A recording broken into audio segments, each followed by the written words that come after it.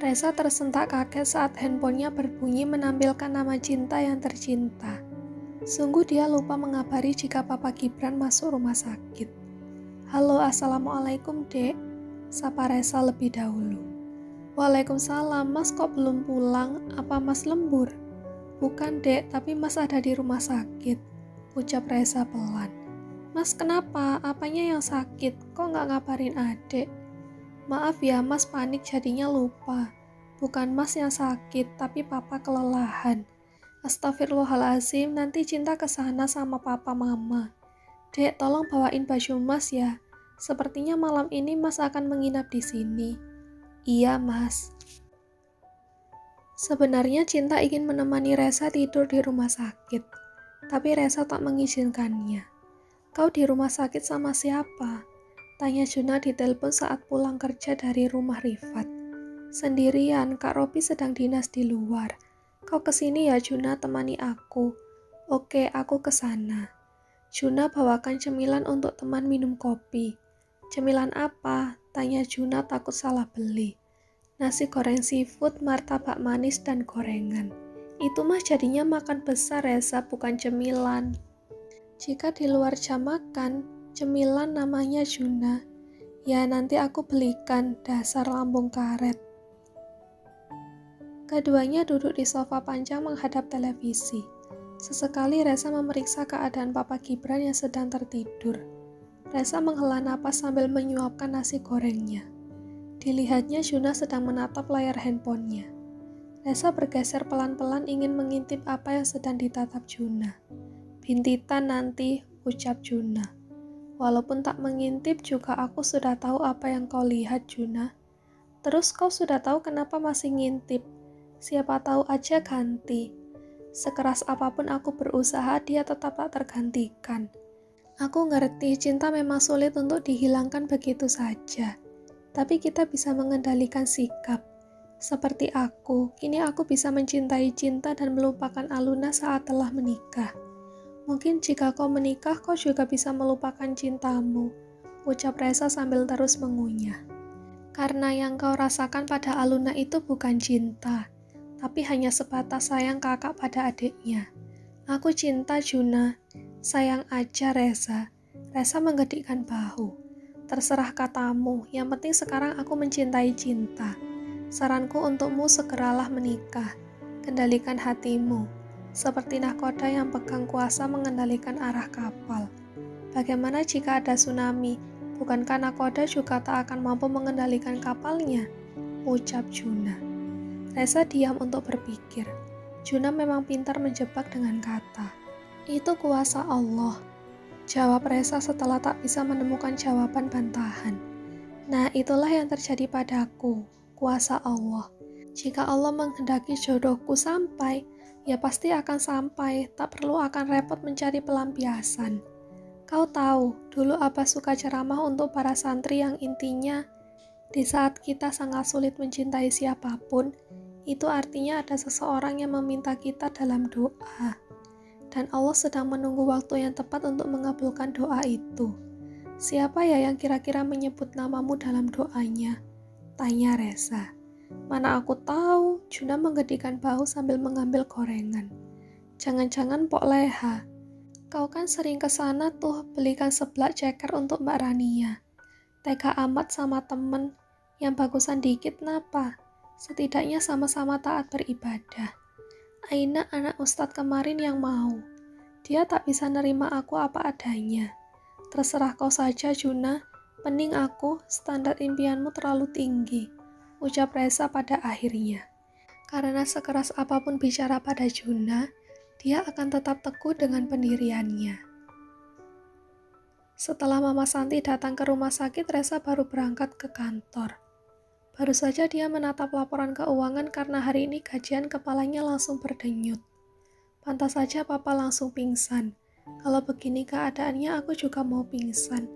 Resa mengucap wajahnya gusar. "Kalau kau tak kuat juga, bagaimana keadaan perusahaan ini Resa?" ucap Hisham.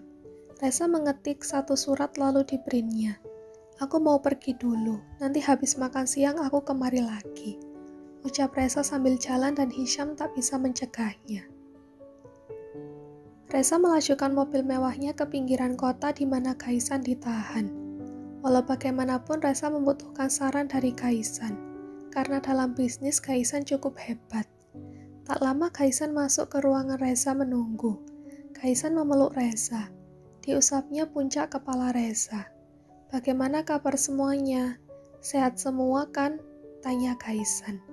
"Alhamdulillah sehat, Kak," ucap Reza. Sengaja dia menyembunyikan keadaan Papa Gibran. Dia tak mau membuat Kaisan sedih dan tak tenang. "Keadaan perusahaan?" Senyum di bibir Reza memudar. Dia bisa menyembunyikan hal itu karena memang tujuan Reza datang ke sana untuk membicarakan masalah perusahaan. "Katakan saja Reza, tak apa." "Perusahaan terancam bangkrut, Kak. Maafkan Reza karena Reza kurang pandai dalam..." "Bukan salahmu." Kaisan menarik napas. "Kakak tahu ini semua karena kasus kakak kan?" "Bukan begitu. Sekarang rezeki kita sedang turun saja, Kak," ucap Reza menghibur. Kaisan tersenyum mendapati Reza sudah bisa berpikir bijak. "Ya, kau benar. Rezeki kita mungkin sedang turun. Allah bertujuan agar kita bisa beristiqomah. Tapi bantu aku menghadapinya, Kak. Menghadapi ribuan karyawan. Reza tahu mereka butuh uang untuk menghidupi keluarga. Tapi kita benar-benar tak ada uang lagi." Kaisan menarik napas dalam-dalam dan dihembuskannya pelan-pelan. "Tak ada pilihan, Reza. Lakukan pengurangan karyawan secara besar-besaran. Tutup kantor cabang yang sekiranya kurang berpotensial. Dan lakukan semua pemberkasan di satu kantor pusat saja untuk menghemat biaya operasional." Reza manggut-manggut. Mendengarkan penjelasan Kaisan, jika ada hal yang tak dia mengerti, Reza bertanya lebih detail. Terakhir Reza meminta tanda tangan Kaisan sebagai surat bukti jika pengurangan karyawan itu perintah Kaisan. Reza ingin menunjukkan tanda tangan Kaisan pada jajaran direksi. Karena status Reza yang hanya anak angkat dan Papa Gibran yang sedang sakit, maka suara Reza tak akan didengar oleh jajaran direksi. Kaisan terdiam. "Bagaimana keadaan Papa?" tanya Kaisan. "Papa baik-baik saja, swear." "Jika Papa baik-baik saja, kau tak akan meminta tanda tanganku, Reza. Papa yang memintaku ke sini, sungguh." "Suara Papa lebih didengar mereka daripada suaraku, Reza. Kau jangan bohongi aku." Papa..." Tes, air mata Reza jatuh dengan sendirinya, mendahului mulutnya untuk bicara yang sebenarnya pada Kaisan. "Apa kau masih ada uang untuk biaya pengobatan Papa?" "Masih, Reza masih ada uang." "Kakak, tenang aja ya." "Dari siapa?" "Juna, dia memberiku uang. Pasti cukup untuk pengobatan Papa." "Alhamdulillah betapa baik dia pada kita."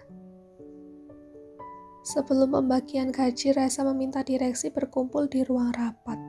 Pemanggilan mendadak itu cukup membuat para direksi senam jantung. Apalagi kabar tentang Papa Gibran yang masuk rumah sakit. "Saya minta laporkan setelah rapat ini. Karyawan yang akan diberhentikan. Karyawan yang kinerjanya di bawah standar." "Tak bisa begitu dong, setidaknya beri mereka waktu 2 atau 3 bulan. Karena mencari pekerjaan itu sulit. Saya sudah memberi kabar jika perusahaan ini terancam pailit sejak 6 bulan lalu, Pak Jono. Jadi saya rasa mereka sudah tahu akan ada pemecatan secara besar-besaran," ucap Reza lantang. Baru kali ini Reza berkata begitu lantang. Seperti ajaran Kaisan, jadi jika lemah maka kita akan kena serang. "Saya akan berikan gaji 3 bulan ke depan tapi dengan cara dicicil." Ini gila namanya. Perusahaan telah diuntungkan selama ini oleh mereka. Masa kita langsung tebas begitu saja? Termasuk Anda, gaji direksi amat besar, dengan modal duduk-duduk saja. Saya sudah memperhatikan keuangan cabang yang Anda pegang, Pak Jono, dan keuangannya nol besar. Bahkan pernah merugi. Perlu Anda tahu, Anda masih ada di sini karena Anda teman Pak Gibran, bukan karena kualitas Anda. Sebagai wakil pertama karyawan yang dipecat, saya pilih Anda.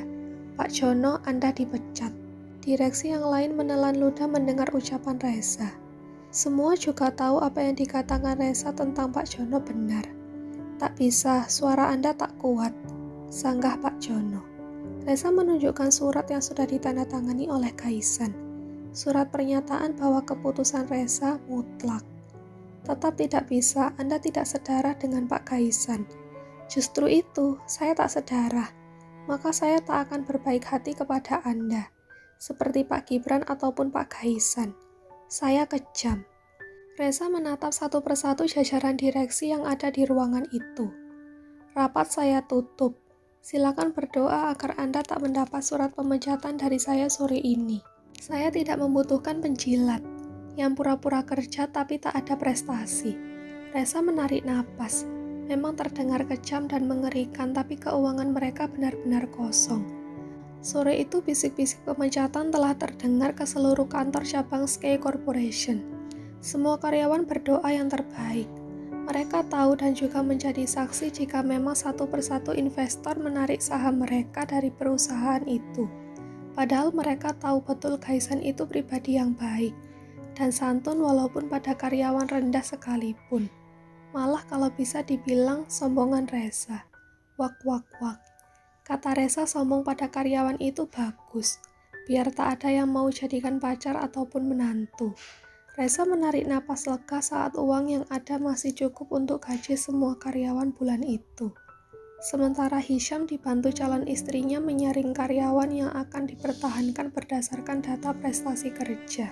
Demi menunjukkan rasa simpati yang begitu mendalam, Resa menyalami satu persatu karyawan yang kena pecat. Isak tangis terdengar memilukan di lobi kantor. Resa bersyukur bahwa karyawan itu tak melakukan demo dan bisa tabah menghadapi cobaan ini. Maafkan kami keluarga besar Abelano, ucap Resa. Iya Pak Resa, kami sangat mengerti. Tapi jika nanti perusahaan ini maju lagi, tolong terima kami lagi sebagai karyawan.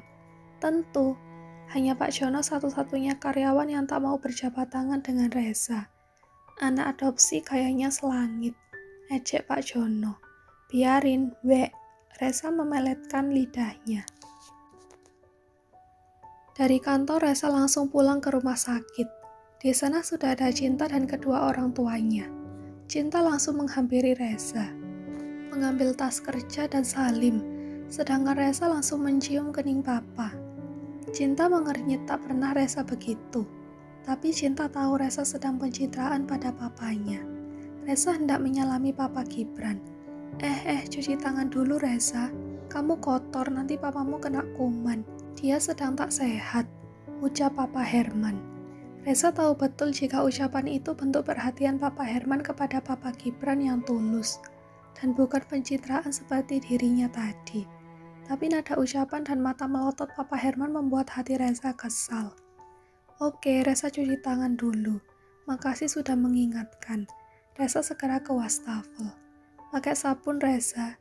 Suara Papa Herman kembali menusuk sanubari. Iya Pak. Walaupun kesal, bibir Resa tetap menyunggingkan senyum. Setelah cuci tangan dengan gerakan seperti yang ada di TV, Resa menyalami 4 orang tuanya. Aku dengar kau melakukan pemecatan besar-besaran Resa, ucap Papa Gibran. Tahu dari siapa? Tanya Resa terkejut. Padahal dia ingin merahasiakan hal itu hingga kondisi Papa membaik. Dari Herman, Papa menunjuk besannya yang sedang nyengir. Bukan pemecatan, tepatnya meminta pengertian jika mereka diberhentikan kerja.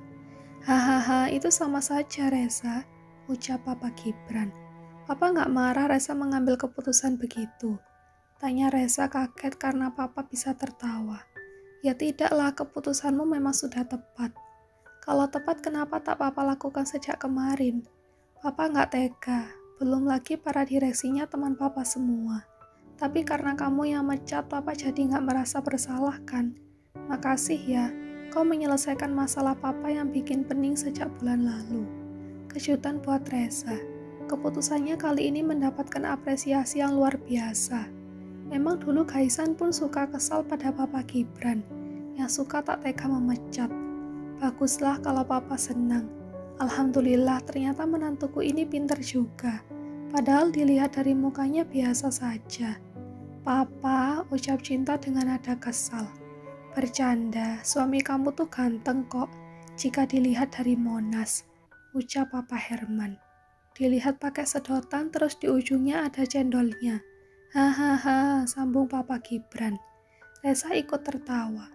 Baru kali ini dia tertawa walaupun diejek, karena melihat tawa di kedua wajah papanya membuat hati Reza damai. Benarkah dia melakukan pemecatan besar-besaran? Tanya Tuan Thompson pada mata-matanya yang bekerja di Sky Corporation. Beruntung mata-matanya tak kena pecat. Betul Tuan, bahkan beberapa direksi utama pun dipecat. Wow, bernyali juga anak itu, puji Tuan Thompson. Dan dari pengamatan saya, Pak Reza memilih dengan tepat siapa yang akan dipecat. Dia cukup tegas dan tak suka direksi yang hanya penjilat saja. Hebat. Sepertinya kemampuannya dan sikap tegasnya turun dari Anda, Tuan, ucap Pak Agus. Bukan, dia dididik oleh lingkungannya keluarga Abelano dan geng Teletubbies, memiliki pengaruh besar pada pembentukan pribadinya, terang Tuan Thompson. Terima kasih informasinya, terus awasi dia di sana. Baik, Tuan. Selama seminggu Papa Gibran dirawat. Reza segera ke bagian kasir untuk membayar tagihan. Rp67.300.000. Bukan hanya telinga Reza saja yang bergetar, tapi juga hatinya. Reza menatap saldo di rekeningnya di layar handphonenya. Ya Allah ya Robbi, tak cukup. Apa itu sudah ada diskon oleh Dr. Rifat? Sudah didiskon 70%. Ya Allah, Reza terdiam. Dia tahu dengan jelas biaya pengobatan sakit jantung memanglah mahal, sedangkan uang pemberian Juna sudah berkurang untuk kebutuhan lain. Alangkah malunya Reza jika harus mengutang pada Rifat ataupun Juna lagi. Saya minta waktu sebentar ya, ucap Reza lalu mundur. Reza mencari tempat duduk. Dia butuh sandaran karena kakinya lemas. Apa pinjam uang pada Papa Herman atau Cinta saja ya? Gumam Reza. Ya Allah, aku malu, bahkan sejak menikah aku belum kasih nafkah bulanan untuk Cinta. Ya Allah ya Robbi, bantu hamba.